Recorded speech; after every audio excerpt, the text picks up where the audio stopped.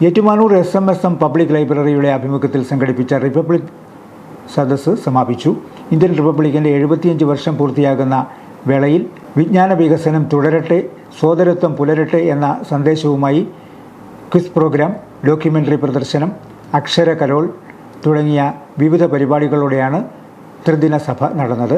Documentary പ്രദർശനം ഏറ്റുമാനൂർ രാധാകൃഷ്ണൻ ഉദ്ഘാടനം ചെയ്തു.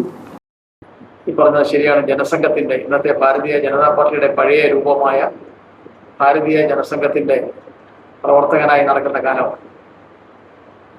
അപ്പോൾ ആ കാലം മുതൽ എനിക്ക് ഈ ലൈബ്രറിയായിട്ട് അഭേദ്യമായ ബന്ധമുണ്ട്. ധാരാളം പരിപാടികൾ, അതിനുശേഷം പലരും ഇതിൻ്റെ ഉത്തരവാദപ്പെട്ട സ്ഥാനങ്ങളിൽ വന്നു. അവരുമായിട്ടൊക്കെ നല്ല ബന്ധം എനിക്കുണ്ടായിട്ടുണ്ട്. ആദ്യകാലങ്ങളിൽ ലൈബ്രറിയിൽ നിന്ന് പുസ്തകം എടുത്ത് വായിക്കുകയായിരുന്നു. പിന്നീട് അത് നടന്നിട്ടില്ല. ഏതായാലും ഈ ലൈബ്രറിയിലെ എല്ലാ പരിപാടികളും, ഒട്ടുമിക്ക പല പരിപാടികളിലും ഞാൻ പങ്കെടുത്തിട്ടുണ്ട്.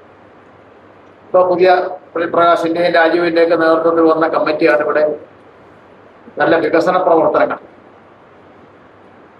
അതുപോലെ തന്നെ ധാരാളം പരിപാടികളൊക്കെ സംഘടിപ്പിച്ചു. സമാപന സമ്മേളനത്തിൽ ലൈബ്രറി പ്രസിഡന്റ് G. പ്രകാശ് അധ്യക്ഷനായിരുന്നു. താലൂക്ക് ലൈബ്രറി കൗൺസിൽ കമ്മിറ്റി അംഗം ഡോക്ടർ VR. ജയചന്ദ്രൻ ഉദ്ഘാടനം ചെയ്തു. Resource person PS. ജോൺ വിഷയാവതരണം നടത്തി. Secretary advocate P. Rajeev Chirayil, AP. Sunil എന്നിവർ പ്രസംഗിച്ചു.